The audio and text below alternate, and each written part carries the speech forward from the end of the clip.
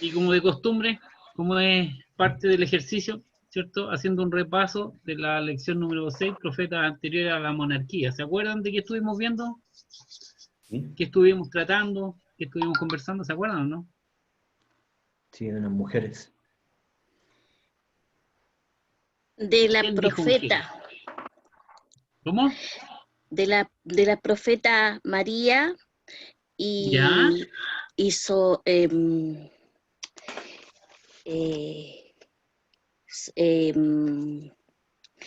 otra mujer que era Empezaba con D. Débora. Débora. Débora. Débora. Débora, muy bien. Débora. Y el Bueno, profeta anónimo. Muy bien. muy bien. Lo mejor de esa clase, que las mujeres tomaron el liderazgo, ¿cierto? Las mujeres Sí. parece que la llevaban en esa clase, eran mayoría. Y eso es bueno para que nadie se sienta afectado. Bueno, Sí. estábamos hablando entonces de María, Débora y el profeta anónimo. Y yo les dije que María en algunas versiones aparece como Miriam, que son sinónimos, ¿cierto? ¿Qué más vimos? Que ellos eran hijos de su tiempo, con rasgos particulares y de un carácter único. Su carácter, su forma de ser era único, especial. Y obviamente eso es lo que ocupa a Dios en las personas para poder desarrollar su propósito en medio de los hombres. Y luego dijimos que ellos eran ejemplos de obediencia y adoración. Lo que más resaltaba en ellos eran estos dos factores, que eran gente obediente, que hacía la voluntad de Dios, se equivocaban en algunos casos, ¿cierto? Cometían errores, pero por sobre todas las cosas prevalecía esta obediencia y esta capacidad de adoración. Y la adoración reflejada en la capacidad de actuar, en llevar a la práctica lo que ellos creían. Para mí eso es uno de el 50% de la adoración que debe haber en cada cristiano, ¿cierto? El desarrollar una fe práctica. Bueno, eso a grandes rasgos lo que estuvimos viendo en la clase anterior, ¿ya? Si hay algún problema con el audio, me avisan. Vamos bien. Bueno, ¿qué nos toca el día de hoy? El profeta Samuel y la escuela de profetas.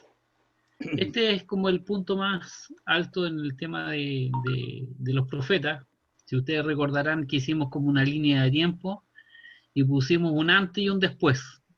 Un antes y un después de Samuel. Samuel es el que marca este punto que hace la gran división entre los tipos de profetismo que se desarrollan en el mundo hebreo. Pero cuando vemos a Samuel, tenemos que ver al profeta y su tiempo. ¿Ya? Siempre tenemos que verlo dentro de su contexto, cómo vivió, qué fue lo que hizo, quiénes reinaban, cuáles eran las costumbres y cosas por el estilo. Y por eso decimos que después de un largo periodo de división interna, sometimiento por parte de naciones vecinas y oscurantismo espiritual, Dios hace brillar su luz levantando a un hombre con un corazón especial, quien marcó la vida del pueblo de Dios. Este es Samuel, un hombre que marcó a toda una generación y la marcó de buena manera. ¿Qué decimos entonces de este gran caudillo que Dios levantó? Primero que hay que considerar que él surge en medio de este ciclo moral de Israel. No sé si alguna vez han estudiado este ciclo que está asociado al periodo de los jueces, ¿ya? Y en cada vez que se fue levantado un juez, venía este ciclo desarrollándose. ¿Y qué era lo primero que había? Un relajo espiritual, un relajo moral, un relajo, ¿cierto? Por lo que era la búsqueda de Dios. Siempre cuando estudien el libro de jueces van a encontrar este ciclo, digamos, de la caída de Israel. Luego del relajo viene el olvido, y el pueblo se olvidaba de Dios. Si ustedes leen el libro de jueces, hay una parte que dice que habían algunas personas y que ya nadie se acordaba porque ya no estaban los ancianos que habían vivido con Josué. Y se repite ese tema, que se habían olvidado. En tercer lugar, después del olvido viene el juicio de Dios. Y el juicio se ejerce a través de las naciones vecinas, ¿cierto? Que van y atacan a las tribus de Israel, a algunos sometiéndolos a impuestos, otros siendo simplemente saqueados por los extranjeros, pero vienen este problema de la opresión. Luego de este juicio, por lo general siempre la gente se acuerda y aparece el clamor y empiezan a buscar a Dios y a pedir a Dios que los ayude. Y como Dios es fiel, lo que ocurre al final siempre es el rescate. Y ahí es cuando aparecen los jueces. Y este ciclo aparece con cada uno de los jueces de Israel. Y obviamente como Samuel es el último juez, él también vivió este proceso, ¿ya? El problema de este proceso es que después del rescate vuelve otra vez el relajo, el olvido, el juicio, el clamor, y así sucesivamente. Y así se lo llevó Israel entre 200 y 400 años, que fue el periodo de los jueces. Y en este último periodo, digamos, es cuando surge Samuel. Surge en medio de estos ataques de los filisteos, de los cananeos, de todos los que estaban alrededor de las tribus, haciendo saqueo, robo, sometiéndolos a impuestos, ¿ya? Y cada vez que esto ocurría, obviamente Dios levantaba un caudillo. Y el último caudillo de este periodo es Samuel. Entonces, cuando decimos que Samuel es hijo de su tiempo, debemos también considerar en qué situación estaba la nación de Israel. Si Dios levantó a una persona como juez para poder desarrollar un plan redentor en ese periodo, era porque justamente esto ya estaba enquistado en el corazón de los israelitas. ¿Qué era lo que estaba enquistado? Que se relajaban, se olvidaban, Dios hacía juicio, clamaban y Dios los rescataba. Y el libro de jueces, que nos sirve mucho para unir, digamos, el tema de la monarquía, y las dos quejas que aparecen es que en Israel cada bien hacía lo que bien le parecía y no había rey en Israel. Entonces surge Samuel, ¿cierto?, a esta queja que se menciona en el libro de los jueces, y es el gran profeta que empieza a ungir los primeros reyes de Israel. Entonces, ¿qué vemos nosotros acá cuando vemos todo este proceso? Vemos un hombre que tiene una infancia muy particular. Es bien, bien simpático cómo surge este gran caudillo de Dios. Y yo creo que ustedes ya leyeron Samuel, ¿cierto? Primer capítulo de Samuel, los primeros versículos, primeros capítulos, ¿cierto? Porque ustedes me tienen que ilustrar, pues, cuál es la infancia de este personaje. ¿Cómo surge en medio de la historia? Bueno, Hermano Luis, Hermano dígalo. Luis. no, que él fue prometido por su madre porque se lo ofreció a Dios, pues. Le hizo como una promesa y fue entregado al templo. Ya. ¿Y por qué le hizo una promesa su mamá a Dios? Era estéril. No podía tener hijos. Era estéril, ¿cierto? ¿Sabes lo simpático?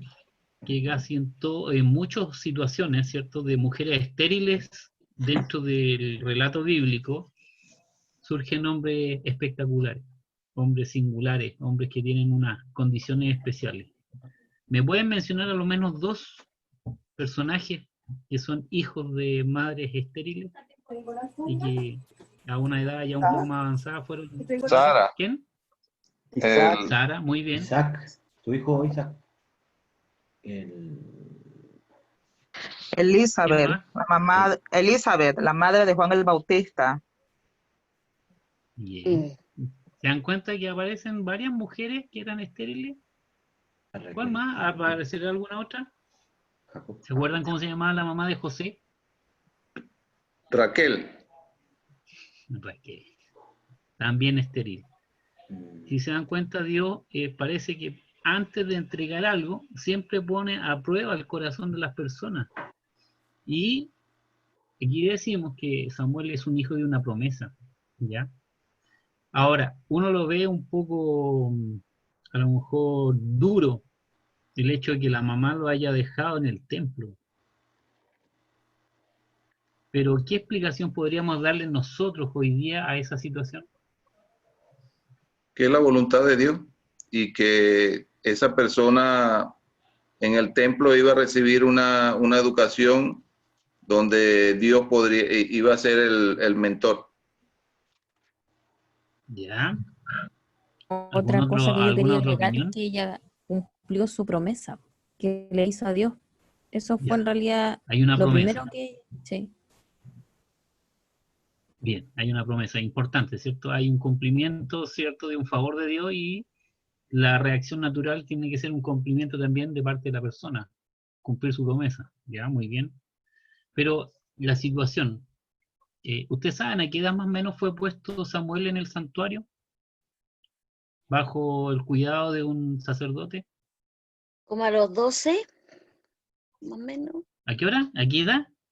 A los 12 años. 12 años. ¿Ya? ¿Quién tiene otra idea? Profe, Como a los Para que 7 vayamos. años de edad. De 8 A los más o 7 menos. A los 7 años. años de edad. Sí. ¿Ya? Dice que desde que lo destetó, Claro. o sea, que era ¿Y a destetaría. qué edad sería eso? Al año y medio, 2 años, algo así. 2 años. como a los 3, 4. 3 4 años. Como a los años, 3. más o menos. 3 o Dice la 4 hermana años más o Marcelina. menos. Mire, tenemos 3 fechas.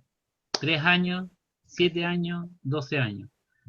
Pero lo único que dice como elemento de la Biblia es que fue cuando fue destetado, ¿cierto? Sí. Y eso ocurre, de acuerdo a la tradición hebrea, más o menos a los 3 años de edad. Era un bebé, era un niño todavía pequeño. Es natural que alguien le dé su hijo a otra persona para que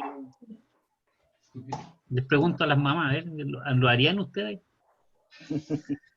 Nos ponen en una situación difícil.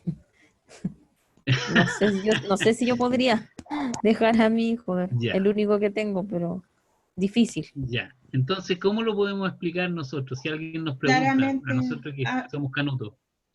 habla de una mujer de fe, yo creo, una mujer que tenía una relación íntima con el Señor. Ya.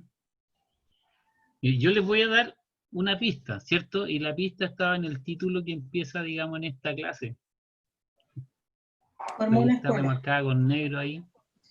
Para El una profeta y su En tiempo. su tiempo. Son hijos de su tiempo. A lo mejor eso era normal en esos periodos. Nosotros no lo podemos cuestionar. Para nuestro tiempo hoy día no es natural. No es lógico y no es saludable. Porque hoy día con todo lo que vivimos, nadie quiere dejar a los hijos al resguardo de una persona desconocida. Y si lo ponemos dentro de nuestro contexto, alguien de nosotros será tan amoroso de poner a su hijo, por ejemplo, en el cename para que se lo cuiden. No, ¿cierto? No, para nada. No. Bueno, hay otra cosa que a lo mejor no es tan dolorosa, pero sí ponemos a nuestro hijo en la sala cuna. Ponemos a nuestro hijo al cuidado de un jardín infantil, ¿cierto? Pero la pregunta está, ¿se quedan tranquilos y se van los que trabajan muy campantes al trabajo dejando a los hijos en la guardería, en la sala cuna? Volver una vez al año. Volver una vez al año, uy, qué terrible. Hijo, te dejo en marzo, te vengo a buscar en diciembre. No, ¿cierto? No es natural, ¿ya? Y bueno, hoy día tampoco es saludable y tampoco nadie lo haría. Pero hay que considerarlo a la luz de su tiempo. En su tiempo debemos considerar que Israel en ese momento ya estaba afectado por los cultos idolátricos, ¿ya? La idolatría que había en su contexto también se imita y muchas veces por ignorancia. Entonces, el hecho de ofrendar los hijos no era un tema israelita, era un tema cananeo. Los cananeos ofrecían los hijos a los templos para que hicieran lo que quisieran con los hijos, lo consideraban mercadería. ¿Cuándo dejaba de ser mercadería? Cuando era adulto. Entonces, eso es lo que hay que considerar. Si alguien les pregunta a ustedes, ¿cómo puede ser una mujer tan insensible? ¿Ah? Y dejarlo ahí. Bueno, es hijo de su tiempo. Eso es el tema. Hay que verlo dentro de su contexto y lo que la sociedad para ese momento considera como algo aceptable. Entonces, ¿por qué lo deja aproximadamente? Porque no hay una fecha, entre los 3 y los 5 años. Es porque era costumbre. También las naciones paganas lo hacían. Entonces no era raro que alguien también dentro de su poca cultura y la falta de conocimiento de Dios hiciera lo mismo. Lo que sí vemos es la providencia de Dios, que Dios actúa en esta persona, lo cuida, lo protege, lo guarda, ¿cierto? Y le da un carácter y una formación que obviamente no es normal tampoco para su tiempo, porque es formado a la luz del conocimiento del tabernáculo. Y eso cambia la vida de Samuel, y eso obviamente es importante. Hoy día se considera que los primeros 3 años de vida son los más importantes en el proceso formativo de un niño, ¿ya? Y se dice que todos los niños, y aquí digo niños y niñas, obviamente, para no afectar a nadie, que en los primeros 3 años es donde se marca, digamos, con fuerza el tema del género dentro de los niños. De ahí desarrollan una afinidad fuerte por el género, ya si son masculino o femenino. Y si nos damos cuenta hoy día, los hijos son puestos en manos del tercero a los 6 meses de vida. Entonces, no nos extrañe que los hijos voy a hablar de los hijos en términos generales, sean afectados, ¿cierto?, por lo que les enseñan otras personas. Entonces, ahí hay que tener cuidado, solamente como una observación y una cápsula. Pero cuando hablamos de la infancia de este caballero, de este gran personaje, lo que vemos es que es hijo de Ana la estéril, una mujer que lloraba, ¿cierto? Y Dios le cumplió, ¿cierto?, su deseo, y ella cumplió su voto. ¿Cuál era el voto? Que él lo ofrendó a Dios. Ella lo puso, ¿cierto?, dentro de lo que ella entendía como un regalo para Dios, porque con eso ella lo que hacía era redimirla de su condición, ¿cierto?, de ser mal vista por el resto de las mujeres y ser también repudiada por la segunda mujer, digamos, si quisiéramos decirlo, de su esposo o de las demás. ¿Y qué ocurre con este infante? Que es formado en el sacerdocio desde niño, que era lo que debía ocurrir en cada familia de levita. Cada levita tenía que ser formado, ¿cierto?, pensando que en algún día alguno de ellos se iba a transformar en el sumo sacerdote. Esta es la infancia de Samuel, y esto es parte de lo que yo les comento, lo que ustedes también dentro de su texto de estudio lo pueden, digamos, estudiar y repasar. ¿Qué más decimos? Que él también llega a la adultez, ¿ya? Llega a ser un hombre adulto, y en esta adultez viene un proceso crítico, que él reemplazó a Elí, el sumo sacerdote. Y bueno, vemos que este joven, bueno, en la infancia, él escuchó la voz de Dios cuando lo llamó. Y en ese llamado también Elí reconoce que él debe ser apartado, no solamente para enseñar, ser enseñado, sino porque Dios lo quiere tener aparte para él, como un tesoro personal. Y en su adultez, obviamente, él viene a reemplazar a Elí, que sobre su vida y sobre su familia es dictado un juicio, producto de que no han desarrollado su ministerio de la mejor forma. Han sido blandos y han permitido que el santuario sea corrompido.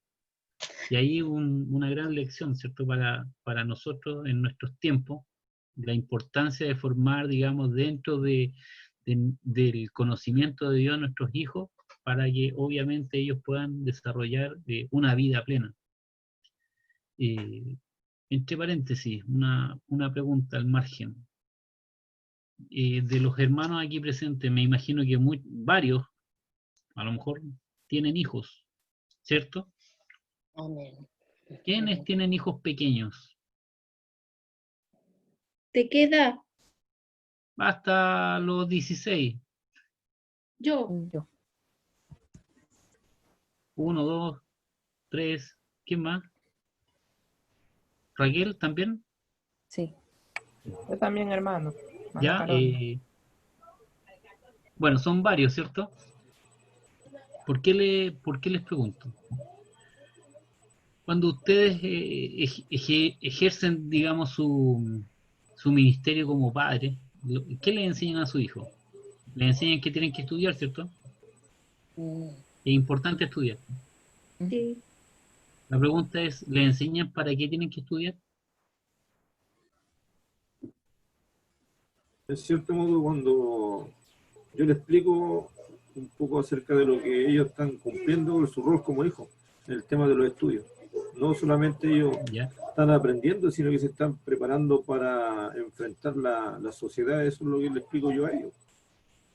Porque ciertamente ellos reciben una educación de colegio, de universidad, de preuniversitario, pero mayormente la educación de ellos generalmente tiene que ser en la casa. Bien, muy bien. Bien, muchas gracias. Es importante la educación primero en la casa, ¿cierto? Los valores que se Los imparten. valores. Los valores yo ¿Cierto? creo que eso lo acompañan para toda su vida en realidad. Sí, Gloria. Exacto. Estudia para ser exacto. hombres de bien.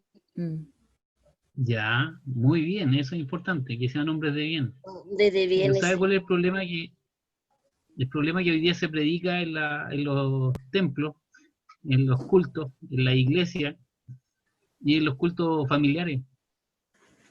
Estudia, estudia, estudia, estudia para que te sea más fácil ganarte el dinero. Y nosotros lo hemos validado como uno de los propósitos de estudiar. Yo, al menos en mi familia, yo cambié el paradigma. Yo a mis hijos les digo, lo primero que tienen que hacer es graduarse de cristianos. Y después vean y estudien lo que se les ocurra. Porque creo que hemos cambiado los paradigmas en el tema formativo.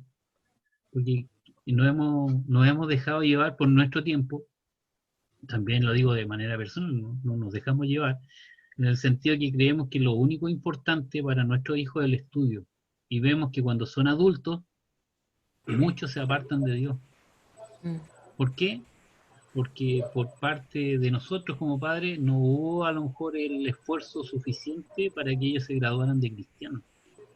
Y que realmente sean, como dice la hermana Marcelina, hombres y mujeres de valor.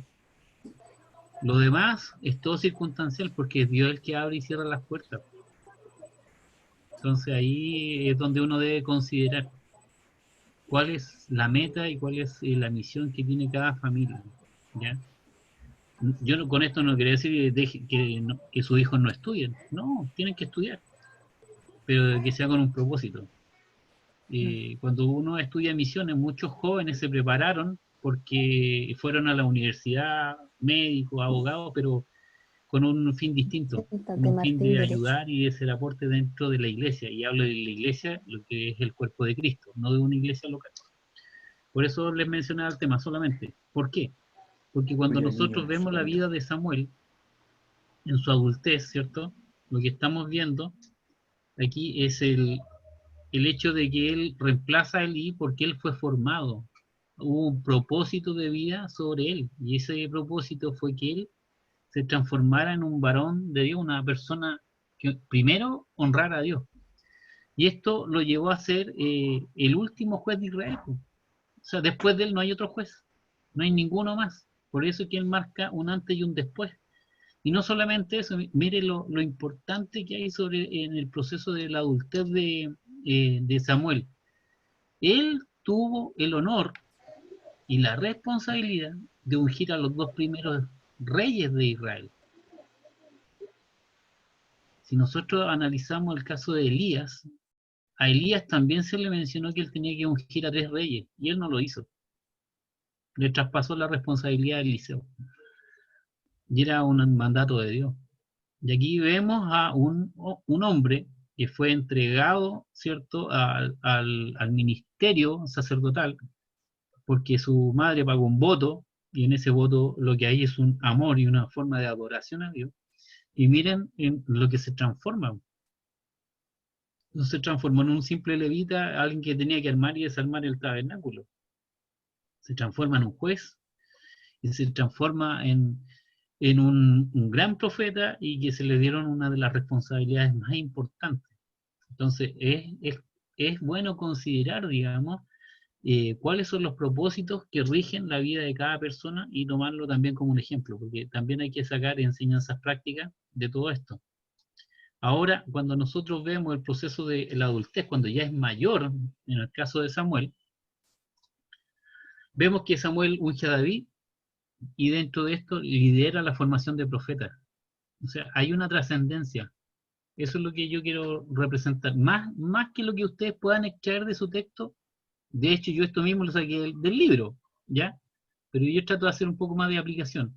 Entonces, vemos el tema que Samuel es honrado para que él unja al que es considerado el mejor rey de Israel, de toda la historia de Israel. Y no solamente eso, sino que él, una vez que unge a los reyes, él pasa a segundo lugar.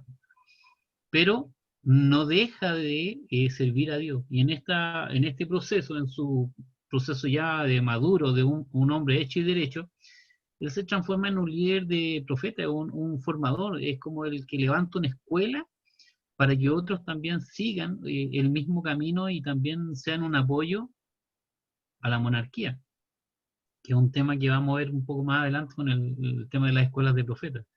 Entonces, si yo recapitulo, fíjense dónde parte esto, en el ciclo moral de Israel. Israel estaba en el suelo, ¿cierto? ¿Por qué? Porque tenía este círculo vicioso en el cual se relajaban, se olvidaban, venía el juicio, clamaban y Dios los rescataba, y una vez que los rescataban, volvían al relajo, al olvido, al juicio y así sucesivamente. Pero hay un hombre que rompe esto, rompe este círculo vicioso y transforma un círculo virtuoso. ¿Por qué? Porque él hace todo lo contrario. Entonces, eso es lo que nosotros debemos rescatar en cuanto al ministerio de Samuel, como profeta, ¿ya? Tiene todo un proceso, un desarrollo que es largo, no es un proceso corto. También eso nos enseña que los planes de Dios no son planes instantáneos, no es como el Nescafé, una cucharadita, agua y listo. Los planes de Dios siempre se desarrollan a lo largo del tiempo. Hermano Luis, le escucho. Un tema que me llamó poderosamente la atención de Samuel es que él interviene, Dios le dice a Samuel, le revela lo que está aconteciendo con Elí. Luego él se hace adulto, y cuando él se hace adulto, él es llamado a ungir a reyes, lidera profetas. Pero hay algo importante que me llamó poderosamente la atención, es que Samuel también tuvo, como usted estaba hablando hace poco, tuvo un fracaso como padre. ¿Por qué? Porque sus hijos, me imagino yo, dentro de su complicada vida que tenía que buscar la manera de tener sus hijos y además tenía que cumplir con el trabajo que le daba a Dios, pues. Entonces, sabiendo lo que le había pasado a Elí, cae en la misma situación. Entonces, es algo que me llama poderosamente la atención, porque como usted dice que la aplicación, que nosotros como personas tenemos que ir a trabajar, tenemos que cumplir en la casa, tenemos que ir a la iglesia, algunas veces perdemos la brújula. Así es. Muchas gracias, mi hermano Luis. Bueno, esto es importante porque uno tiene que sacar experiencia, ¿cierto?, de todo lo que nos enseña la Escritura. Y, ¿se acuerdan los que les mencionaba yo en la clase anterior? Que no había ningún gran hombre de Dios que no tuviera su yayita, su lado flaco, su lado débil. Su lado oscuro. Bueno, aquí vemos a Samuel, pues, y la Escritura lo revela, o sea, no lo pone como un hombre perfecto, siempre lo revela como un hombre incompleto, que le falta algo. Podemos buscar a los personajes a lo mejor más emblemáticos y todos tienen algo que decir. Por ejemplo, cuando Jesucristo mismo habla de Juan el Bautista, lo pone como el último profeta y el más grande de todos los profetas. Pero resulta que cuando está preso en la cárcel le entra la duda, ¿serás tú el Cristo o no? Y le manda a preguntar. Entonces, todos tenemos en esta condición humana esas debilidades. El Señor lo sabe. Pero ¿qué busca el Señor? Que sea más lo bueno que lo malo. Y ahí es donde nosotros debemos sacar lecciones de lo que nos enseña la Escritura, ¿ya? Por eso es muy bueno y relevante el tema que nos menciona el hermano Luis, que debemos considerar. Bueno, en todo caso, ese punto venía dentro de otra parte de la lámina siguiente. Así que ahí lo vamos a volver a retocar y si alguien quiere opinar, lo vamos a extender para que ustedes lo puedan meditar mientras tanto. Entonces, solamente para cerrar este proceso, cuando analizamos al profeta y su tiempo, que es como la introducción para entender a Samuel, nunca debemos olvidar que todo personaje está ligado a su tiempo, a su cultura, a lo que se hacía en ese momento, Y eso afectó, digamos, la vida, el testimonio, el ministerio de la persona que se está estudiando. Y lo mismo ocurre con nosotros. Nosotros también somos hijos de nuestro tiempo. Y probablemente si el mundo sigue adelante 2000 años más de alguien nos puede cuestionar por cosas que hicimos que van a considerar aberrantes, ¿ya? Y para nuestro tiempo a lo mejor no tiene nada de malo. Por ejemplo, por decir algo. Bueno, este es el profeta y este es su tiempo. Y es por eso que nosotros lo estudiamos dentro de este ciclo de Profeta 1, porque él es el gran referente. Y obviamente hay casi una clase solamente para él. ¿Alguna consulta, alguna duda, algún punto de reflexión, algo que quieran aportar?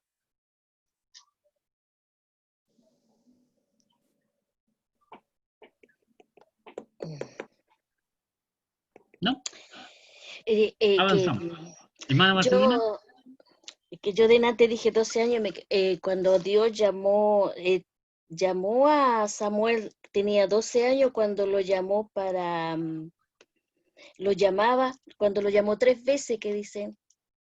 Ya, bien, cuando lo llamaba desde el tabernáculo. Sí, muy probable que haya tenido esa edad, entre 8 y 12 años, no es mucha la diferencia, también son medios niños, pero aquí la Biblia no está hecha para que nosotros digamos fechas y cosas certeras, ¿ya? La Biblia no se preocupa de eso, se preocupa más del valor espiritual, ¿cierto? Y de la enseñanza que nos aporta. Pero sí es muy bien lo que dice la hermana Marcelina, que estaba dentro de los 12 años cuando el Señor le habló, ¿cierto? Y él, ahí nos damos cuenta que Elí, como profesor, no era muy espiritual, porque nunca le enseñó a Samuel a escuchar la voz de Dios. Ese es un punto. ¿Alguna otra opinión para que avancemos? ¿No? Ya, avanzo. Vamos a avanzar con las láminas. Entonces, ¿qué tenemos ahora? Seguimos con el profeta y su tiempo. Después de un largo periodo... parece que me repetí lo mismo.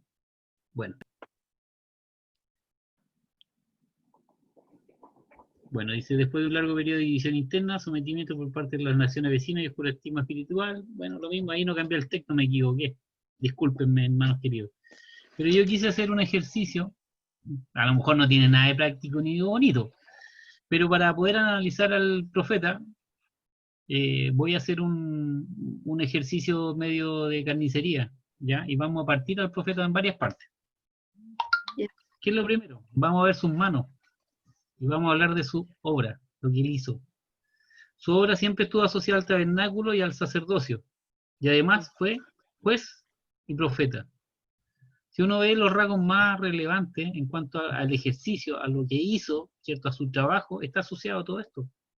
Siempre todo lo que es el tema de la guía espiritual y también de la dirección como líder espiritual hacia los demás, no solamente en cuanto a lo que era el santuario, el lugar de culto, sino también asociado a impartir ese conocimiento y a trabajar con las personas, ¿ya? Y es importante porque hay muchos profetas que su sello fue simplemente hablar o decir lo que Dios quería hacer. Pero él no se quedó solamente en eso, sino que él también trató de llegar a las personas, ¿ya? Y ejercer un liderazgo espiritual. De hecho, una vez que él ya deja de ser un juez, porque están los reyes en Israel, él sigue liderando, él sigue siendo este gran sacerdote que ministra, ¿cierto?, en el tabernáculo, y no solamente eso, sino que se preocupa de formar a otras personas en el mismo conocimiento de Dios. Entonces su obra, que está relacionada con sus manos, no sé si alcanzan a ver, pero es lo que traté de hacer con el dibujo, mostrar las manos. Su obra está asociada a las manos, ¿ya? Las manos que construyen. Después hablamos de su persona, ¿ya? Y aquí ya viene el tema de la cabeza. ¿Qué hace esta cabeza? Bueno, en su cabeza entró toda la educación del santuario, todo lo que pudo recibir por parte del ejercicio que hacía Elí, ¿cierto?, como sumo sacerdote. Fue transformado en un verdadero levita. ¿Qué quiere decir? Que él debió conocer todo lo que son los escritos, todo lo que son las responsabilidades, todo lo que era la ley, ¿ya? y así transformarse en una persona idónea para estar en aquel lugar. Pero ¿qué es lo importante en cuanto a su persona? Que todo lo que él recibió como capacitación, que es lo que nosotros entendemos que lo que nos entra en la cabeza, le sirvió y lo preparó para poder juzgar. Entonces, cuando una persona ha sido llena del conocimiento de Dios, llena de la palabra de Dios, se transforma en un consejero, se transforma en un líder, se transforma en una persona que es capaz de guiar a otros por una senda correcta. Porque lo que tiene como parte de su haber es la palabra de Dios. Y es muy difícil que alguien que esté lleno de la palabra de Dios se equivoque rotundamente o vaya de tumbo en tumbo. Puede equivocarse una vez en algo, ¿cierto? Pero no va de error en error. Y eso es importante porque cuando nosotros analizamos la vida de Samuel, vemos que él lo que hace es esto. Sabemos que es un juez, pero también sabemos que los jueces eran consejeros. ¿Cuántos de los que están aquí escuchando hoy día la clase son considerados consejeros dentro de su iglesia? Personas que se les pide la opinión para algún tema o algo relacionado. ¿Alguien les pide, o de repente un hermano se les acerca y les pide consejo? ¿Les ha pasado, no? Sí. Sí. ¿Sí? ¿Les pasa? Bueno, acostúmbrese. Acostúmbrese que le pase todos los días. ¿Por qué? Porque nuestro capital es la palabra de Dios. Cuando tenemos la palabra de Dios y nosotros la aplicamos correctamente, tenga pero muy claro que muchas personas se van a acercar y pedirle un consejo, aun cuando el consejo que ellos buscan no necesariamente sea el que usted le pueda dar. ¿Ya? Eso es importante. Un buen consejero, pero un buen consejero cristiano es aquel que dentro de su conocimiento está la palabra de Dios. Porque sin conocimiento de Dios es difícilmente dar un buen consejo. ¿Cuántos aspirantes a pastores hay acá? Que levanten la mano. 1, Aquí. 2, ¿cuál más? Son ¿No hay tres. más? Son tres. Son 3. ¿Dónde? Sí. ¿Cuál es el tercero? Hermano Jorge, no sé si levantó la mano, po. ¿Se está escondiendo? Bueno, aquí entramos al área que a mí me gusta, me fascina pegarle en las canillas. Cuando tengan que aconsejar, ¿ya? Tomen modelos de personas de la Biblia.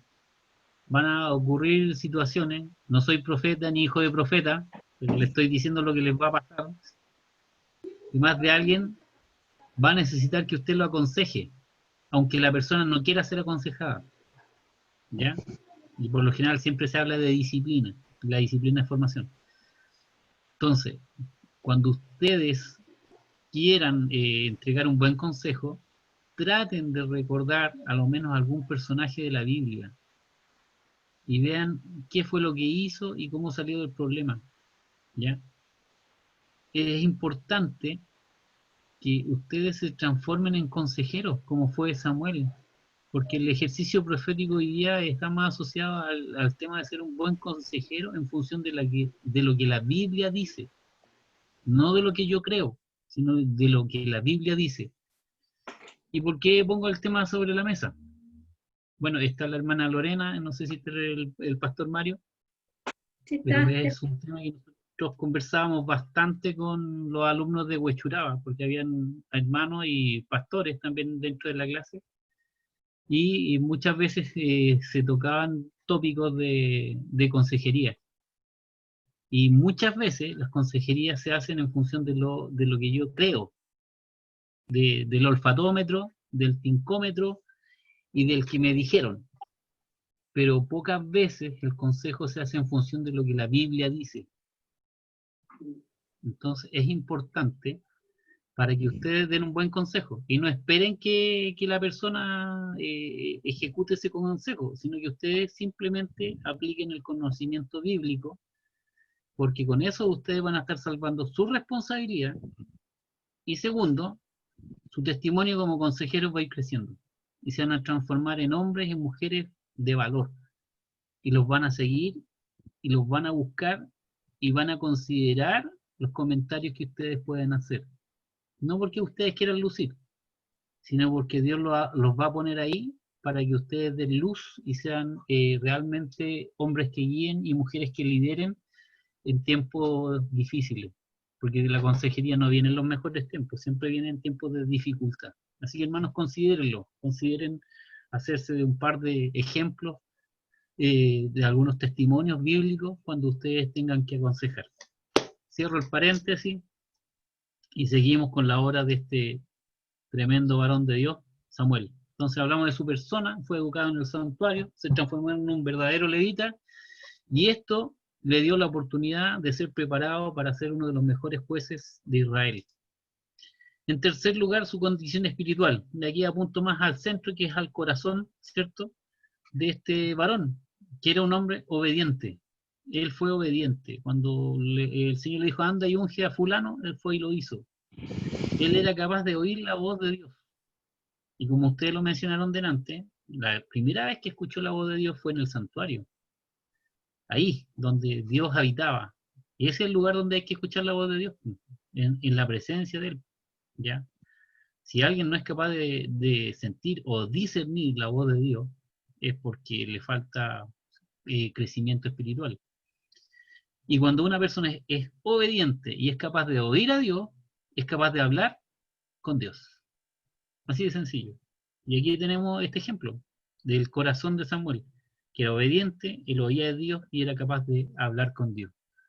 O sea, no sé si recuerdan que cuando él se queja y que el pueblo quiere un rey, y Dios habla con él y Samuel le dice, el pueblo me desechó, no quieren que yo los guíe como guía espiritual. Y el Señor le contesta, y ahí se pone a hablar, hay una conversación, le dice, no te preocupes, No te el problema no es desecharon a ti. contigo, el problema es conmigo, le dice Dios, ¿cierto? Sí. Pero es un pasaje bellísimo, porque uno ve una conversación de padre a hijo, una conversación de alguien que lo está levantando al que está afligido, al que está, no porque su ego esté en el suelo, sino porque ve que hay un ministerio y un servicio que es rechazado. ¿Y qué hace Dios? Lo levanta. ¿Y qué hace Dios con estas personas que son obedientes y lo escuchan? Hablan con Dios. Y esa es la condición, eso es lo que hay aquí en el corazón en esa parte donde está el músculo cardíaco, ¿cierto? En la parte de las emociones, ¿cierto? Que es lo que nosotros entendemos como la condición espiritual. También consideramos su capacidad, ¿ya? Y aquí lo partí como a la mitad, que es cuando dicen, ¿dónde se pone el cinturón? ¿Ah? ¿Se le caen los pantalones o no se le caen los pantalones? Entonces, dentro de sus capacidades, vemos a este hombre, ¿cierto?, como un líder natural y un líder espiritual. Se conjugan estas dos acciones. ¿Por qué? ¿Por qué un líder natural? Porque él de manera propia tiene esta capacidad. Y un líder espiritual se forma. Nosotros podemos ser capaces de formar todo tipo de líderes, pero hay algo, ¿cierto?, que viene de fábrica, y es cuando vienen estos talentos especiales de parte de Dios sobre una persona que tiene ese ángel, ¿cierto?, para guiar a otro, y por lo visto Samuel sí lo tenía. ¿Qué le faltaba? El liderazgo espiritual. ¿Cómo lo obtuvo? A través de la preparación, ¿cierto?, en el santuario, y obviamente eso lo capacitó y lo moldeó para que pudiera ser de manera completa, un hombre completo, ¿ya? ¿Esto qué provocó? Que él se transformó en una imagen de respeto. La gente lo respetaba, decían, ahí viene el profeta, no viene cualquiera, ¿ya? Y aquí era lo que decía nuestro hermano Luis, era un buen juez, pero era un mal padre. Entonces, dentro de sus capacidades, ¿cierto?, era un mal padre. ¿Y por qué se transformó en un mal padre? ¿Por qué sería? Y aquí quiero que las hermanas me contesten, no los hermanos. No tenía una figura paterna o materna. Buen punto, muy buen punto, la felicito, mi hermana, muy buen punto, no tenía el ejemplo. ¿Qué más? ¿Qué otra cosa, hermanas queridas? ¿Por qué era un mal padre?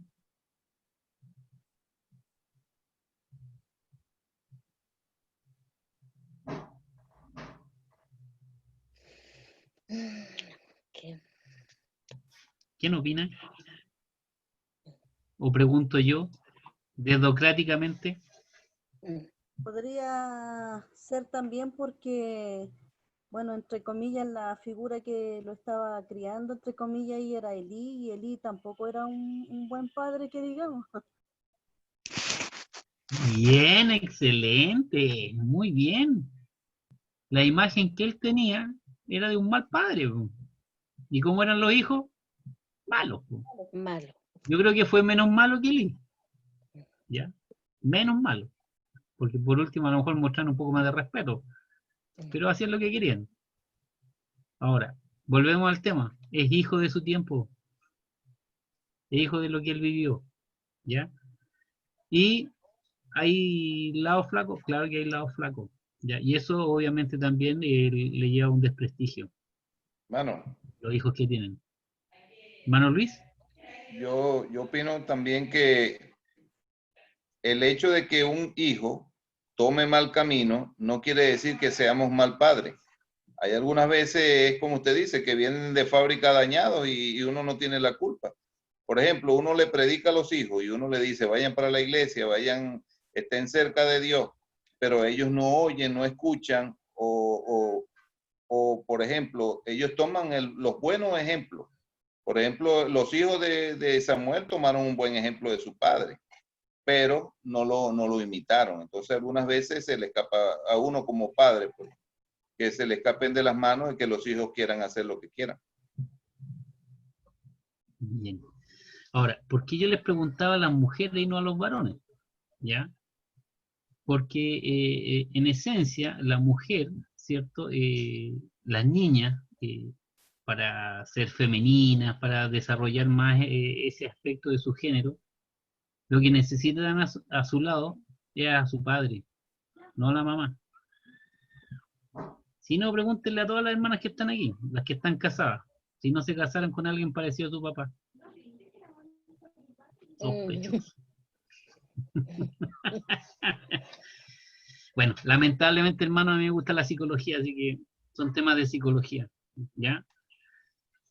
Entonces, si vemos que Samuel tenía una imagen más o menos paterna, ¿cuál era la imagen materna entonces? ¿Hay imagen materna? No. No, ¿cierto? No, Pero Está ella bien, iba ¿cierto? una vez al año a verlo. ¿Cómo? Ella su mantita, iba una vez al año a verlo. ¿Era suficiente? No era suficiente, pero a lo mejor la cultura no lo permitía, no sé cómo sería en ese entonces. Justamente. Estoy tratando de Me justificar a la gustó su mamá. respuesta. Mm. Me gustó su respuesta, la felicito. Porque veo que entendió el tema de los hijos de su tiempo, ¿ya? Sí. Entonces eso es importante, muy importante cuando juzgamos. Ahora, es probable que le haya faltado la imagen materna, ¿cierto? ¿Por qué? Porque a lo mejor que lo fuera a ver una vez al año o 2 veces al año no era lo suficiente como para que él también tuviera esa sensibilidad que transmiten las mujeres hacia los varones, hacia sus hijos, ¿ya? De repente hay mamás que quieren que sus hijos sean los superhombres y les dan duro y parejo, y al final sus hijos lo único que quieren es estar lo más lejos de la mamá, en vez de estar cerca. Entonces los transforman en personas frías, calculadoras, que se ponen meta y las alcanzan y dejan una cantidad de muertos en el camino. Entonces es importante que estén las dos imágenes dentro de la formación de los niños, el padre y la madre. No lo digo yo, ¿eh? Lo dicen los que saben, los estudiosos, incluso los psicólogos liberales que hablan del feminismo y todas estas cosas raras. Ellos también lo estudian, así que no es algo al azar. Y si no me creen, búsquenlo y estudienlo, y se van a dar cuenta que es importante. Es por eso que grandes hombres, grandes mujeres surgen al alero de familias bien constituidas. ¿Ya? Los otros son las excepciones a la regla. Cuando uno dice, no, pero este se crió con la pura mamá, con el puro papá. Sí, pero son excepciones a la regla. ¿Ya? Bien, entonces hemos tocado el tópico, ¿cierto?, de este varón, ¿cierto?, que fue un mal padre. Eso en cuanto a su capacidad. Pero su personalidad, y ahí están los pies, ¿cierto?, ¿qué es lo que lo mantiene en pie?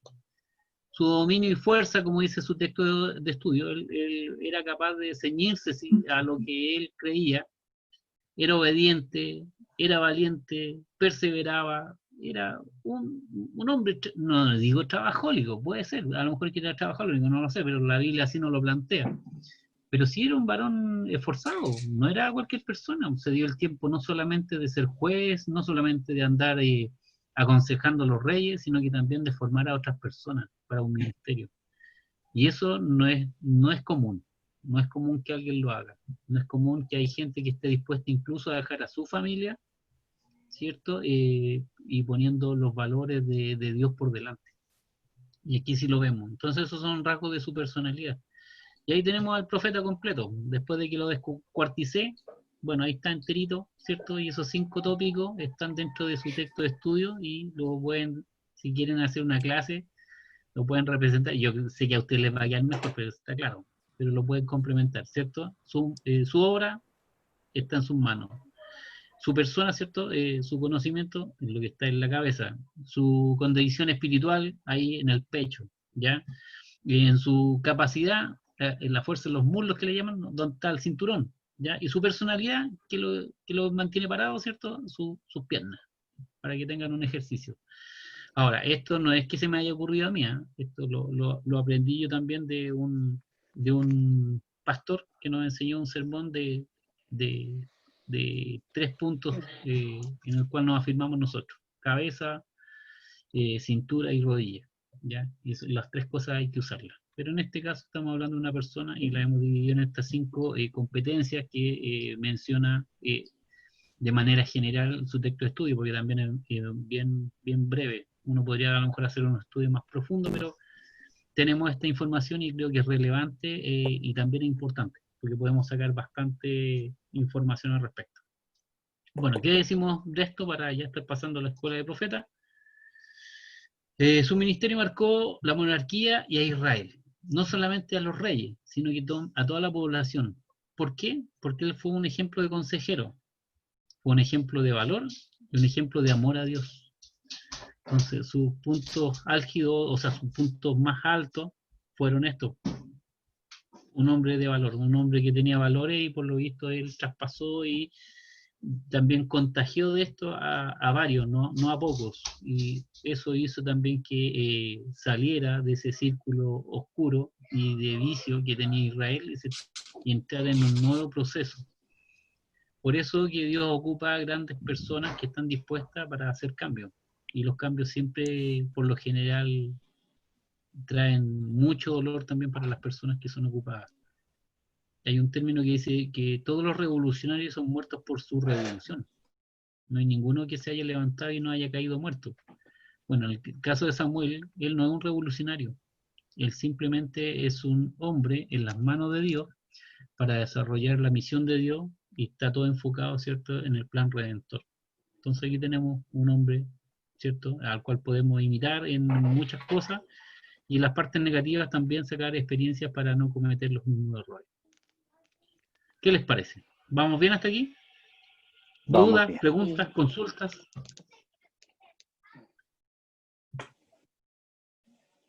¿Opiniones, quejas? ¿No? Avanzamos. Avanzamos con nuestra materia. Porque ahora viene la escuela de profetas.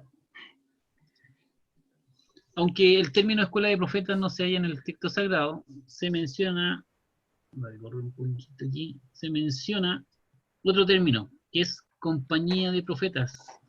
Yo lo remarqué, esto está copiado textual de su material de estudio, ¿eh? En 2 pasajes significativos que tienen que ver con Samuel, y ahí están los textos, y connota un grupo que bien pudo haber constituido una especie de escuela. Entonces cuando hablamos de la escuela de profetas, hablamos de un centro de formación técnico para profetas en su tiempo, ¿ya? Lo ponemos con palabras actuales. ¿Qué tenemos acá? Bueno, tienen un origen.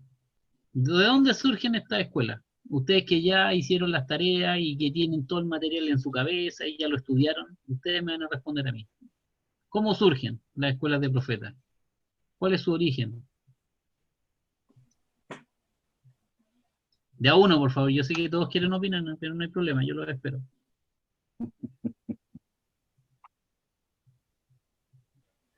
Por la necesidad del trabajo que tenía, por ejemplo, Samuel. Ya. Hay una necesidad, ¿cierto? Claro, no podía hacer todo solo él, llegó el momento que necesitaba ayuda. Genial, estupendo. Lo felicito. Bueno, ¿qué nos dice nuestro material? Que el origen, para este caso particular, es al alero de Samuel. Samuel es el que parece que es el formador de esto, porque antes de él nadie habla de escuelas de profetas, ¿ya? Y como dice muy bien mi hermano Jorge, cuando surgen en tiempos difíciles, cuando se necesita la ayuda, cuando se necesita que otros, ¿cierto?, acompañen el trabajo para hacer el trabajo más próspero y que pueda tener un alcance mucho mayor. Entonces, al alero de lo que nos dice la Escritura, ¿cierto?, vemos que Samuel es el promotor de las escuelas de profetas. ¿Por qué? Porque en dos ocasiones se ve acompañado de estos profetas, ¿cierto?, que algunos estudiosos más liberales dicen que no eran profetas, sino que simplemente eran gente que vivía en éxtasis, ¿no? Pero nosotros sabemos que lo que ellos hacían más que nada era adorar, ¿cierto?, y buscar el conocimiento de Dios. Y vemos que también surgen en los momentos más duros. De hecho, su texto de estudio así lo menciona, dice, en el caso de Samuel, ¿cierto?, en momentos que viene un gran cambio, y ahí tenemos que entender que está pasando de un proceso de los jueces, ¿cierto?, a la monarquía. Es un cambio brusco. Y ahí es donde se necesitan estas personas que apoyan y ayuden a concretar el plan de Dios, ¿ya? En el tiempo de Elías ocurre lo mismo. Cuando surge Elías, y ahí, ¿cuál es el gran problema en el tiempo de Elías? La idolatría. Tremendo. Tenemos una mujer que ha introducido con su esposo acá, ¿cierto?, lo peor de la idolatría en Israel. Y pasa por uno de los periodos más oscuros. Y resulta que en ese periodo oscuro, Elías, ¿cierto?, se ve también con una escuela, y Eliseo con una escuela de profetas. O sea, es necesario que sean más los llamados a luchar en tiempos de oscuridad. Y ahí es donde uno debe unir fuerzas. Entonces, eso nos está dando a entender lo que hizo Samuel. Y en ese sentido vemos que Samuel no era cualquier persona, era un hombre muy inteligente. Que había en escuela de falsos profetas también, hermano. Bueno, siempre dice que el mismo texto nos decía que primero surgen los verdaderos y después surgen los falsos. ¿Se acuerdan? Los falsos son los que desertaron. Muy bien. En teoría. Los que buscaron su propio beneficio. Bien, Raquel. Y siempre surgieron primero los verdaderos y de ahí los otros desertaron y quedaron como falsos porque les gustó el lujo y todas las cosas. Exacto. Eso lo mismo pasa hoy día, ¿cierto? La gente compra ropa de marca o alternativa. Se parece, pero no es. No es lo mismo. En calidad, en precio, nada. Lo mismo ocurre, ¿cierto?, con la escuela acá. Bueno, el segundo punto, cuando nosotros hablamos de las escuelas de profetas, que no es mucho el material, ¿cierto?, a estudiar, pero sí tienen una gran utilidad. Y la utilidad es el alcance, y son formación y atalaya. ¿Qué quiere decir el alcance? Que el hecho de que se hayan reunido personas y se hayan transformado en una escuela, ¿ya?, en una colegiatura, le dio un alcance mucho mayor. Si Samuel lo hubiese hecho solo, a lo mejor hubiese estado en uno o dos lugares, ¿cierto?, predicando, entregando o formando.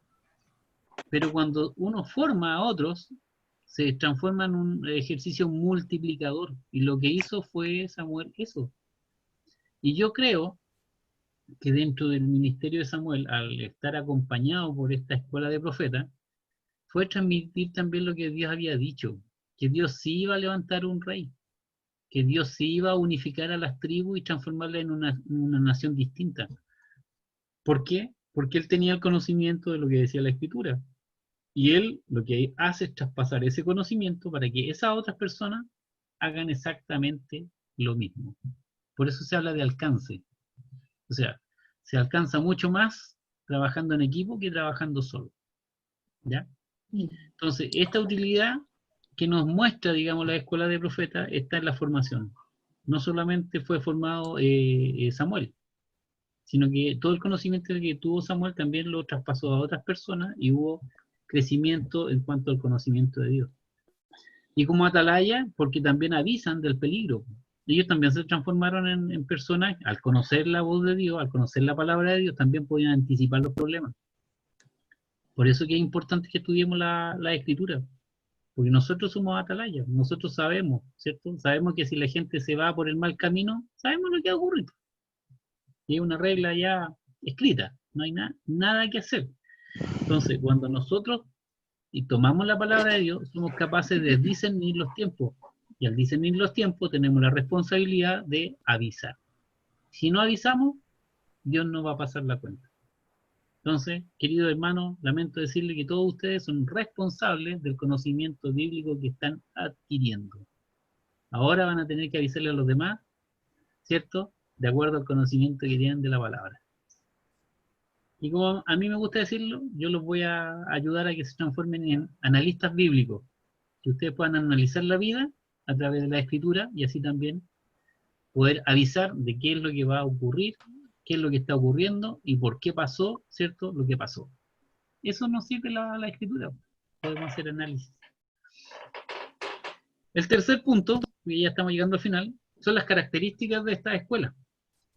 Y lo primero, que bien lo dice su texto, eran un grupo llenos de gozo. Eran personas que vivían el gozo, vivían adorando. Y esto no quiere decir que andaban saltando, ¿cierto?, y levantando las manitos, y no. Sino que vivían el conocimiento de Dios, ellos lo disfrutaban. Y en ese disfrute y de desarrollar el ejercicio ministerial que tenían, ellos eran llenos de la gracia de Dios. Es lo que nos ocurre a todos nosotros. Cuando estudiamos Biblia nos sentimos bien y no es solamente felicidad, sino que hay algo que nos mueve. Y es lo mismo que ocurría con esta escuela. Lo otro importante que eran subordinados. Se dejaban guiar. Porque en ninguna parte de la Escritura dicen que eran gente desordenada. Eran gente ordenada, que tenían un líder y seguían al líder y eran obedientes. ¿Ya? Y tercero, había oportunidad. ¿Qué habla? Que eran oportunos. Ellos aparecían cuando tenían que aparecer. Tenían el conocimiento y ellos estaban en el lugar específico y hacían su trabajo lleno de gozo, obediente, y lo hacían porque era oportuno, era necesario, era lo importante. Y ellos se dedicaban a lo importante y no a lo urgente. A los diáconos, pastores, ayudantes pastores, guías, siempre les va a ocurrir que les van a avisar de puros problemas. Y por lo general todos esos problemas son puras urgencias. Y lo importante no son las urgencias. Y ocurre. Y a veces perdemos el tiempo apagando incendios, en vez de prever que los incendios se hagan. Entonces, eso se llama oportunidad. ¿Ya? Por ejemplo, voy a poner un caso bien básico. Las iglesias, las comunidades de cada grupo de personas donde esté inserto, se preparan, por ejemplo, para festejar la natividad del Señor. Hacen obras, hacen concursos, se hacen regalos, miles de cosas, pero se preparan. Son oportunos, ¿ya? Pero los que no actúan así, a última hora, tienen pura emergencia y tratan de solucionar los problemas y a veces generan más problemas. ¿Por qué? Porque la urgencia los matan. Entonces, yo los invito a que seamos más oportunos y menos urgentes, menos urgidos. ¿Ya? Ustedes mismos a lo mejor pueden tener el caso de decir, este siempre anda urgido, como que siempre anda al límite. ¿Y por qué? Porque no toma las precauciones, porque no se prepara antes. Y esta escuela de profetas eran gente preparada. ¿Alguien quería decir algo? Sí, yo... Ana Lorena. Ajá, no me escucho. ¿Me escuchan? No. Hermano Moisés, ¿puedo decir algo? Pero por supuesto, siempre y cuando sea después de la hermana Lorena que levantó la manito. Ah, ya, perdón. Parece que no. Parece muteada. No, es que estaba haciendo otra cosa, parece, lo que creo que dice. ¿Sí? Profe, no, Ahí sí. lo que pasa es que a poner en silencio y me apareció el dedo. Ah. Ya. Hermano Marco, te escucho. Sí, yo tengo ¿cómo llamarle?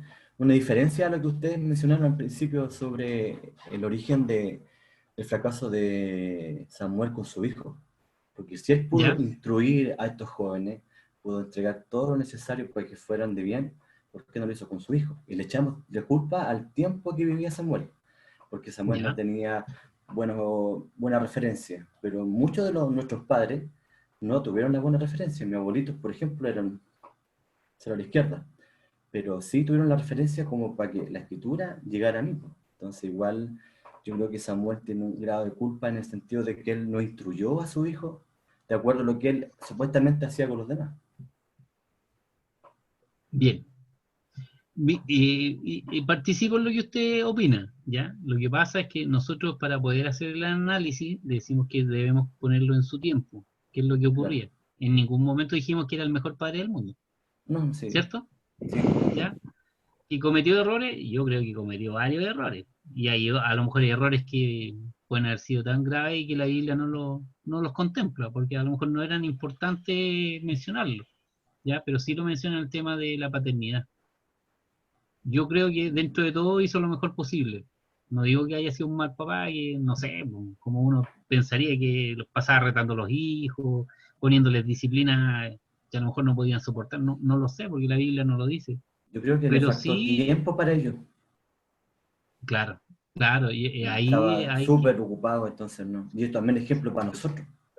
yo escuché de la voz de mi pastor una vez, que él nos mencionaba con gran dolor en su corazón, haber escuchado de un pastor de la corporación, Vitacura, hacer un mea culpa en una reunión de pastores y pedirle perdón a sus hijos, porque él le había dedicado su vida a la iglesia y había dejado de lado a sus hijos. Y sus hijos, ninguno le hacía caso, ninguno lo quería porque le reclamaba lo mismo, que él nunca estuvo.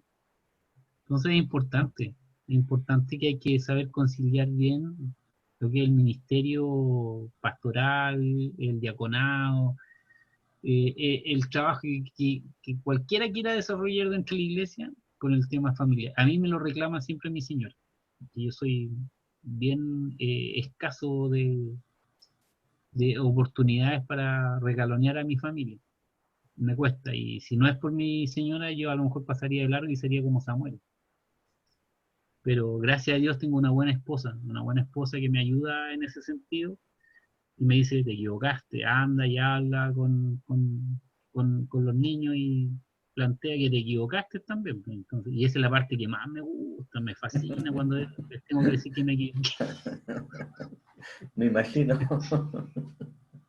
Pero bueno, no ocurre. Entonces, uno no quiere hacer mal las cosas, eso está claro. Yo creo que Samuel nunca quiso hacer mal las cosas, pero le salieron mal. Algunas Somos cosas hijos creo de que los le tiempos. salieron mal. ¿Cómo? Nosotros somos hijos de los tiempos también. Sí.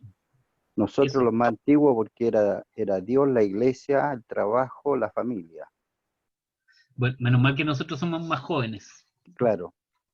Entonces ahora es Dios, la familia, el trabajo, la diversión, el pasatiempo y la iglesia.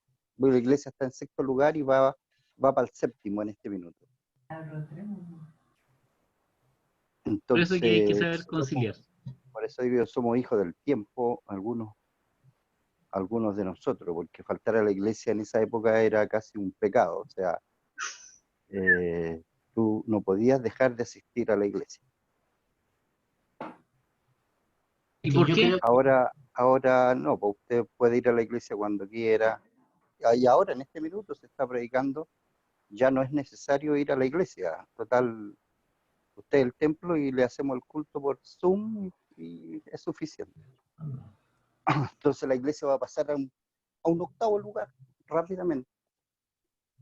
Y van a ser hijos del tiempo, los de ahora van a ser hijos de su tiempo. Ya. Mi querido hermano Jaime, considere lo que está diciendo porque vienen unas preguntas. ¿Ya? ¿Sí? Hermano Aquí Moisés, me voy a poner pesado. profe, ¿Sí, le escucho? mire, es que referente un poco para no perder el hilo de lo que se está diciendo, yo creo que antiguamente lo que más enseñaban los padres era de ir a la iglesia, ¿Ya? el estar en la iglesia, pero perdían el enfoque de enseñar en qué consiste, por qué estamos ahí. Entonces, yo creo que más que nada por eso que después cuando los jóvenes en cierta forma van creciendo o entran a la universidad en este caso, o instituto, enseñanza superior, ya se apartan porque siempre se nos enseñó, y bueno, yo soy nacido en la iglesia también, pero uno ha visto también que siempre los padres han enseñado de que tenéis que estar en la iglesia, pero yo creo que perdieron un poco el enfoque y no le enseñaron el por qué, para qué, cuál es el propósito, en qué te va a ayudar. Entonces, el hecho de estar ahí es como que ya íbamos a ser los mejores, pero la instrucción, en el sentido del hecho de, como las preguntas que le acabo de repetir, yo creo que se perdía un poco el enfoque a veces en las prioridades, porque a veces creían que uno estando en la iglesia era el mejor cristiano, como pasa ahora, que algunos no se pierden culto, pero hay veces que dejan mucho que decir. Bien, gracias, Edgar. Voy a tomar tus palabras. Ahí yo creo que hay que cambiar una sola palabra. Se hablaba de estar en la iglesia, pero nunca se nos enseñó a ser iglesia, que es distinto. En algunos casos, a lo mejor en la mayoría, siempre le enseñaron a ser iglesia, pero ser iglesia, ser comunidad, ser un grupo unido, con valores, ¿cierto?, principios en común y siendo identidad y personalidades muy distintas. Entonces, muchos quizá tuvieron ese problema. ¿Y por qué? Porque no tuvieron la enseñanza y se esculpieron a sí mismos, a aquellos que nos formaron. Yo también tengo que honrar, digamos, a muchos pastores que a lo mejor no tenían mucho conocimiento de Dios, pero sí tenían un corazón del porte de un planeta y que a lo mejor por su falta de conocimiento cometieron errores, ¿ya? Y que obligaban a estar dentro de los cultos, pero eran personas apasionadas y yo rescato lo positivo de esos pastores, de esos hermanos, que quizás lo entendieron de una forma distinta, pero también son un aporte, ellos son personas para amar, ¿ah? Así que para que también no seamos tan injustos, ¿ya? Bueno, ahora viene la parte que yo les quería mencionar, y es aplicaciones prácticas, ¿ya? Como cayeron en mis manos, y aquí viene mi venganza, me gusta que ustedes apliquen la materia, me gusta que ustedes piensen, así que consideren que yo lo único que quiero es que ustedes piensen, y piensen por ustedes mismos, ¿ya? Obviamente con el fundamento de la escritura. Entonces, para cerrar este tema, vamos a hacer algunas aplicaciones prácticas, ¿les parece? Sí. ¿Qué vamos a decir? ¿Ve un parecido entre Samuel y Pablo?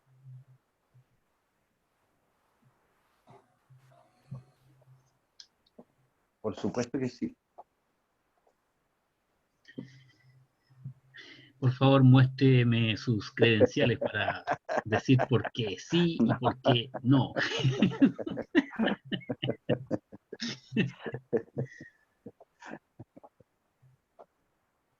¿En qué se parecen? A ver. Una de las características que puedo ver yo es la valentía que tuvieron. Ya, bien. Buen punto. Valientes los dos. ¿Qué más? Yo todavía estoy esperando al hermano Jaime, que me dé No, algunos lo que pasa es fundamentos. sí, pero lo que pasa es que cuando nosotros hablamos de profeta, por lo general se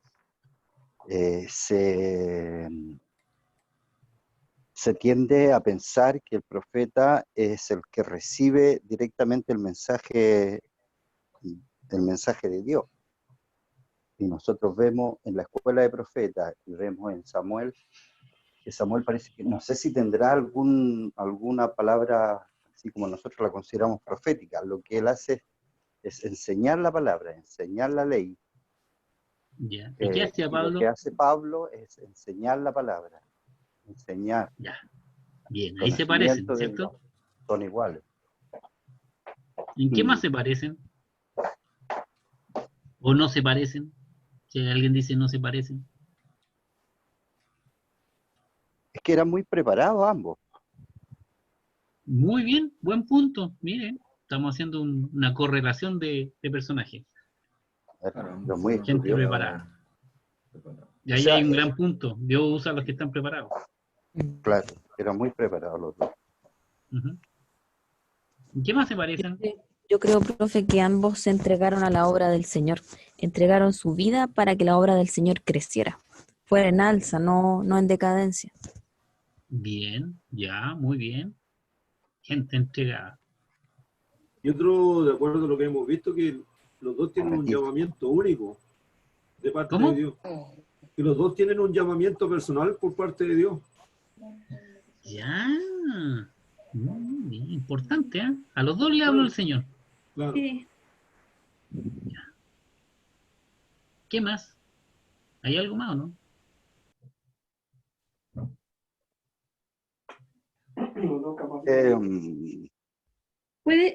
Puede ser que también los dos, Pablo capacitó y Samuel también. Buen punto. Muy buen punto. Por eso que son tan parecidos. Él también Samuel tenía, se Pablo, dice que es el promotor de la escuela profética. claro, eso decía ¿Y yo, Pablo de porque qué es Pablo promotor? también, pues, él tenía su Timoteo, Tito, que no sé cuántos más tendría, pero que los han nombrados, pero él Es cuestión de preparaba, mencionar la iglesia. claro, La iglesia que ¿no? fundó, y dejó gente, claro.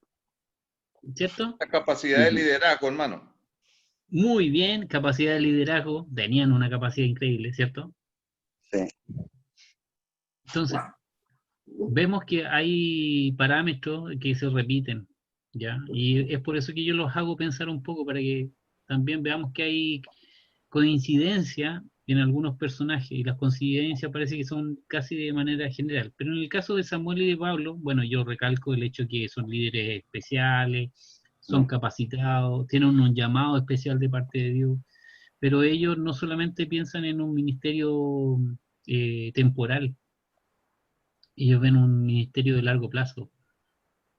Samuel se preocupó, ¿cierto?, de enseñar, y una vez que fue instaurada la monarquía, él se dedicó a seguir enseñando, a formar para que otros llevaran también ese mensaje. Y Pablo hizo exactamente lo mismo. Él se codió de personas a las cuales les enseñó, las formó, las discipuló y las mandó. Y se provoca el mismo ejercicio. Entonces, es bueno hacer comparaciones en este sentido, ¿ya? Para ver, digamos, lo importante que pueden ser estos baluartes de nuestra fe y las cosas que nosotros podemos sacar a la luz, que en tiempos distintos, porque estamos conversando de dos personas que están en tiempos completamente distintos. Pero hay cosas que son ya principios. Y eso es lo que ustedes deben extraer, los principios. ¿Qué principios fueron los que tomaron estas personas para poder llevar adelante su ministerio? La segunda pregunta: ¿se puede aplicar hoy la escuela de profetas? ¿Se pueden hacer escuelas de profetas hoy día? ¿Tendrá Por sentido? supuesto. Pero por ¿Quién dijo supuesto, por hoy día más supuesto? que yo de nuevo. Mire, qué bueno, Pablo. Ya, pues. Ya que Es que yo creo puso el agua para las papas, póngale las papas a cocer ahora. ¿Cuáles son sus fundamentos? es que este es el tiempo que más se necesita el profeta, ¿no? El que anuncia las verdades de Dios, la palabra, el juicio que viene si no se arrepienten de sus pecados. Y hay que Al enseñarlo. infierno. Claro, al infierno. Y no lo puede hacer uno solo. ¿Alguien más? Tiene que ser conjunto. ¿Alguien más opina? ¿Alguien estará en contra? en este caso podría ser lo que estamos haciendo como una escuela de profeta, porque nos está enseñando la palabra del Señor para que nosotros alcancemos también a otras personas con su palabra. Me pilló. Eso es hacer una escuela de profetas. No es que vamos a decir, mira, esto es lo que viene. Nosotros sabemos lo que viene, ¿cierto? Yo les dije que ustedes tienen que transformarse en analistas de la Biblia, ver qué ocurre hoy día y ver qué dice la Biblia, ¿ya? Y eso enseñarle a las personas. Decirle, mira, este es el camino que lleva al mundo, este es el camino que lleva a las personas, esta es la solución que yo te doy, o esta es la solución que Dios da para nuestras vidas. Y eso es hacer escuela. Y yo veo, digamos, cuando hablamos de escuelas de profetas, no es que alguien se va a preocupar de formar personas que crean escuchar la voz de Dios y andar entregando mensajes proféticos. Estoy hablando de la escuela en el sentido de personas que manejan la palabra de Dios y son capaces de aplicarla en donde estén. Entonces, la pregunta, ¿se puede aplicar hoy día en las escuelas de profetas? ¿Se puede enseñar? Claro. Sí, cierto que sí. Y es lo que buscamos. Ahora, como escuela de profetas hay que llevarlo al contexto actual, no a lo que era en su tiempo. El contexto actual es porque ya la profecía mayor está y nosotros enseñamos lo que es la escritura, ¿ya? Y por último, la última pregunta, ¿qué encuentra bueno y malo de la escuela de profetas?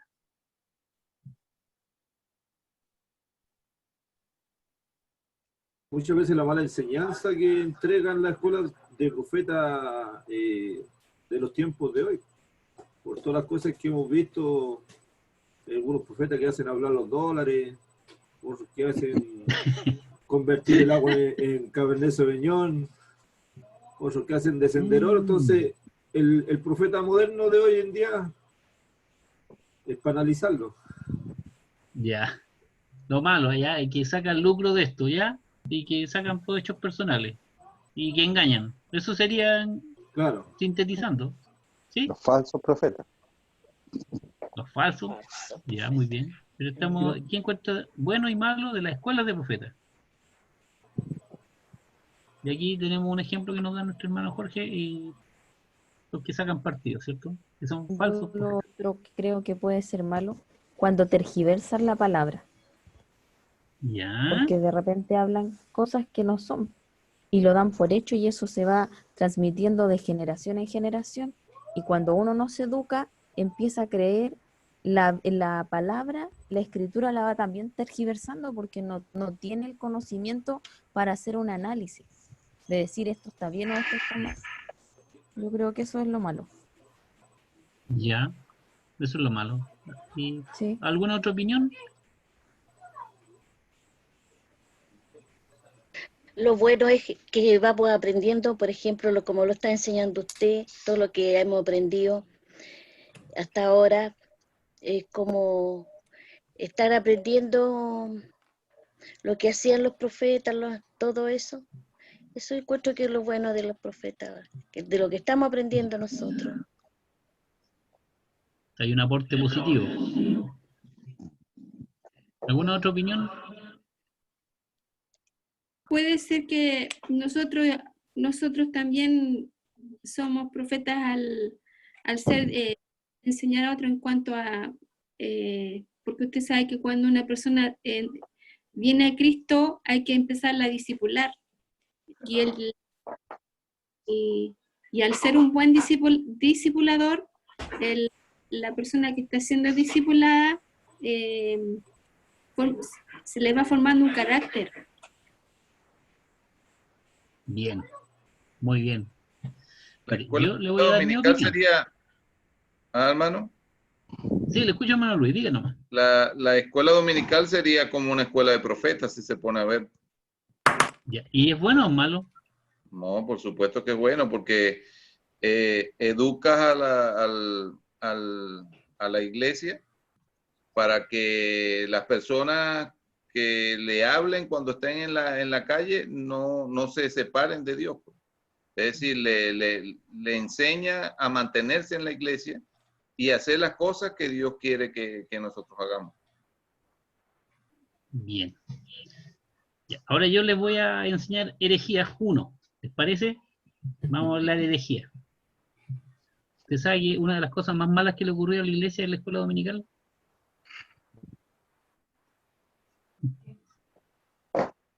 Por favor, siéntense bien. Les voy a decir por qué.